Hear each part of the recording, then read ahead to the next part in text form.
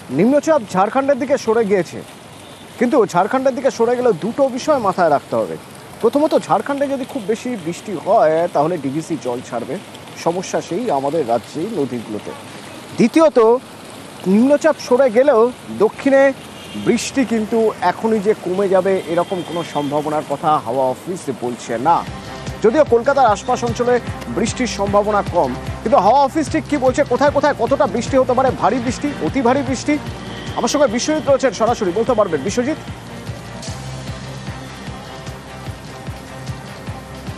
দেখো, গত দু একদিন ধরে অতি ভারী বৃষ্টিতে বা আমরা দেখেছি 270 মিলিমিটার পর্যন্ত বৃষ্টি হয়েছে পুরুলিয়ার বাঘমুন্ডি সহ পুরুলিয়া, পশ্চিম মেদিনীপুর, ঝাড়গ্রাম এবং বাঁকুড়া, অর্থাৎ এই পশ্চিমাঞ্চলের জেলাগুলিতে প্রবল বৃষ্টি হয়েছে। আর এই বৃষ্টির যে কারণ নিম্নচাপ, সুস্পষ্ট নিম্নচাপ, সেই নিম্নচাপটি এই মুহূর্তে উত্তর ঝাড়খণ্ডের ওপর অবস্থান করছে।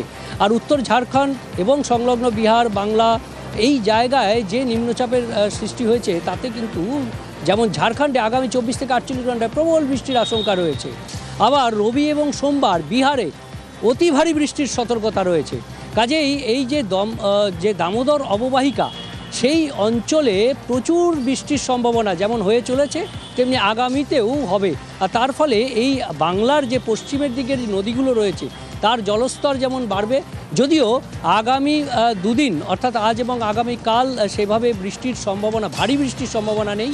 বিক্ষিপ্তভাবে বৃষ্টি হবে। বাংলাতে বর্ষা রয়েছে, দক্ষিণ পশ্চিম মৌসুমি অক্ষরেখা রয়েছে, কাজেই বৃষ্টি হবে। এবং আরও একটি অক্ষরেখা, যেটা পূর্ব পশ্চিম অক্ষরেখা, সেটি একেবারে রাজস্থান থেকে মণিপুর পর্যন্ত বিস্তৃত, মেঘালয় মণিপুর পর্যন্ত, কাজেই তারও একটা প্রভাব রয়েছে। কাজেই বিক্ষিপ্তভাবে বৃষ্টি হবে, যদিও আজকাল ভারী বৃষ্টির সেভাবে সম্ভাবনা নেই। কিন্তু আবার রবিবার থেকে বিক্ষিপ্ত ভারী বৃষ্টি দক্ষিণবঙ্গে রয়েছে এবং উত্তরবঙ্গেও প্রবল বৃষ্টির সম্ভাবনা রয়েছে। কারণ উত্তরবঙ্গ রবিবার থেকে মঙ্গলবার পর্যন্ত ভারী থেকে অতি ভারী বৃষ্টির সতর্কতা। একেবারে উত্তরের একেবারে দার্জিলিং, কালিম্পং, আলিপুরদুয়ার, কোচবিহার, এই 4 জেলায় তো অতি ভারী বৃষ্টির সতর্কতা থাকবে সোমবার। অর্থাৎ সব মিলিয়ে যে বৃষ্টির একটা বিরতি, কিন্তু বিরতি বলা যাবে না, কারণ বৃষ্টি হবে, বৃষ্টি চলবে, কিন্তু ভারী বা অতি ভারী বৃষ্টির সাময়িক বিরতি নিলেও রবিবার থেকে আরও এক দফায় ভারী থেকে অতি ভারী বৃষ্টি, উত্তরবঙ্গে অতি ভারী, দক্ষিণবঙ্গে ভারী বৃষ্টির সম্ভাবনা। এবং সবথেকে বড় মাথা ব্যথার কারণ বাংলার কাছে, বিশেষ করে দক্ষিণবঙ্গের কাছে, সেটা ঝাড়খণ্ড এবং বিহারের অতিবৃষ্টি, যেটা আগামী বৃহস্পতিবার পর্যন্ত চলতে পারে, এমনই পূর্বাভাস ভারতের মৌসুম ভবনে। অতনু, ধন্যবাদ।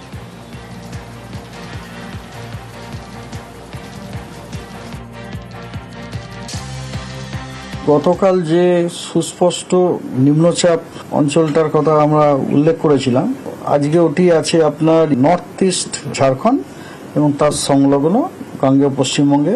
কারণ এখন তো এখানে কিছু, এখন তো চলে গেছে, যে সিস্টেম অনেকখানা পশ্চিম দিকে চলে গেছে। কালকে লেট ইভিনিং থেকেই আমরা দেখতে পাচ্ছিলাম, আমি তো নিজে টের পাচ্ছিলাম যে অনেক হাওয়া, এবং হাওয়াটা প্লেজেন্ট, বাট ওই হাওয়াটা কিন্তু ভেজা হাওয়া নয়, হাওয়াটা ছিল যথেষ্ট ড্রাই হাওয়া। আগামী কয়েকদিন পশ্চিমবঙ্গের বিভিন্ন রাজ্যে প্রায় প্রতিটা জেলাতেই বলতে পারেন আপনার হালকা মাঝারি বৃষ্টিপাত এবং বিক্ষিপ্তভাবে দু এক জায়গায় ভারী অতি ভারী বর্ষণেরও সম্ভাবনা রয়েছে। টানা বৃষ্টি, শিলাবতী, কেঠিয়ার জলস্তর বেড়েছে, একরকম ফুঁসছে বলা চলে। এবং এই অবস্থায় যে কটা সাঁকো ছিল, সাঁকোগুলো সব ভেঙে গেছে এবং বাঁধ ভেঙেছে। শিলাবতীর নদীর বাঁধ ভেঙেছে চন্দ্রকোনায়।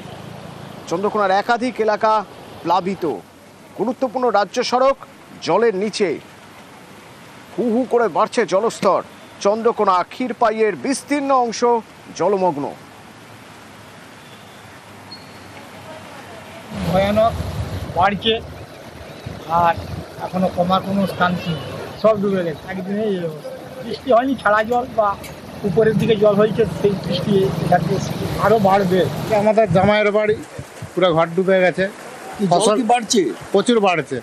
হঠাৎ করে এইভাবে জল বাড়ার কারণ কি? হঠাৎ করে সেইটাই তো, আকাশের বৃষ্টি তো এই পাশে তেমন একটা হয়নি, মানে ডিবিসি জল ছেড়েছে, মানে উপরে বৃষ্টি, তার কারণে এটা হচ্ছে। মানে মানুষের প্রচুর মানে ক্ষতি হয়েছে।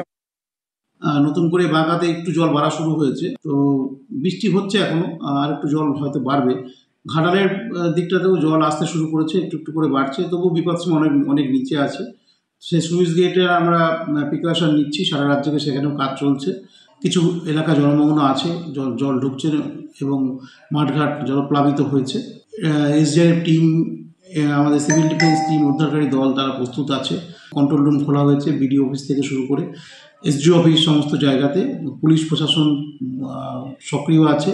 ইরিগেশন ইঞ্জিনিয়াররা ফিল্ডে আছে, এজেন্সির লোকজনও ফিল্ডে আছে, চিন্তার কোনো কারণ নেই। বিস্তীর্ণ এলাকা চন্দ্রকোনার জলের ডুবে রয়েছে। রাজ্য সড়ক, দেখুন রাজ্য সড়কের উপরে নতুন করে জল বেড়েছে, আর তার ফলে সেখানে মাছও উঠে এসেছে। জমা জলে মাছ ধরা চলছে সেখানে। সুকান্ত, সার্বিকভাবে কি অবস্থা?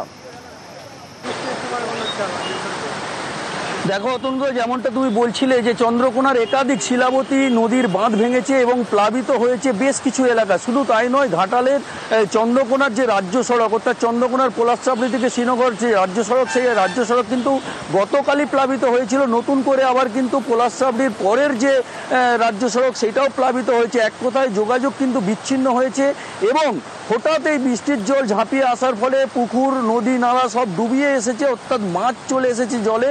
সেই মাছ কিন্তু রাজ্য সড়কের উপরে জাল ফেলে মাছ ধরা হচ্ছে। কিন্তু চন্দ্রকোনা বিধানসভা এলাকার বিস্তীর্ণ এলাকা প্লাবিত থাকার ফলে পানীয় জলের একটা সংকট দেখা দিয়েছে, কারণ বিদ্যুৎ বিচ্ছিন্ন করে দেওয়া হয়েছে এলাকা, যার ফলে কিন্তু প্রশাসন সেই এলাকার বোট নিয়ে পানীয় জল পৌঁছানোর চেষ্টা চালাচ্ছেন।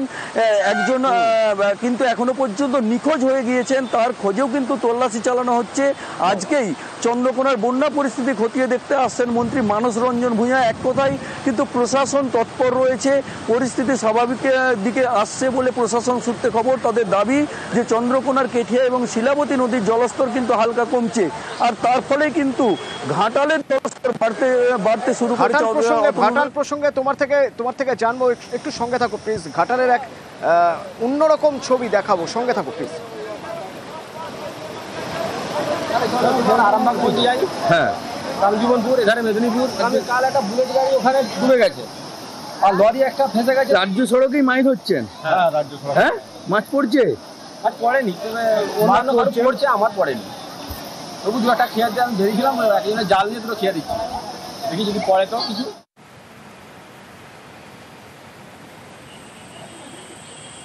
ঘাটালের ভাষাপোল এক ঐতিহ্যবাহী পুল বা সাঁকো বলা যেতে পারে। সেই ব্রিটিশ আমল থেকে যা প্রতিদিন হাজার হাজার মানুষের যাওয়া আসার রাস্তা, সেই ভাষাপোলের অবস্থা দেখুন। সুকান্ত, এই যে এত মানুষ নিয়মিত ভাষাপোল ব্যবহার করতেন, হ্যাঁ, তারা এবার কি করছেন, কিভাবে যাওয়া আসা করছেন?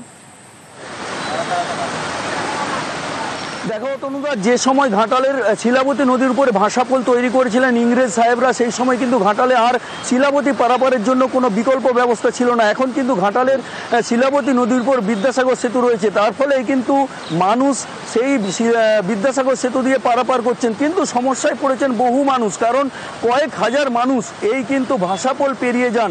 শুধু তাই নয়, ভাষাপোল একটি কিন্তু ঘাটালের ঐতিহ্য, সেই ঐতিহ্যকে বহন করার চলেছে ঘাটাল পৌরসভা, তার জন্য রক্ষণাবেক্ষণের ব্যবস্থা করা হয়েছে। হঠাৎ শিলাবতী নদীর জল বাড়ায় কিন্তু এই ভাষাপোলকে অক্ষুণ্ণ রাখার জন্য পৌর প্রশাসনের উদ্যোগে কিন্তু খুলে ফেলা হয়েছে। এক কথায় ঘাটালের শিলাবতী নদীর উপর যে ভাষাপোল, সেই ভাষাপোল কিন্তু এখন কার্যত বিচ্ছিন্ন।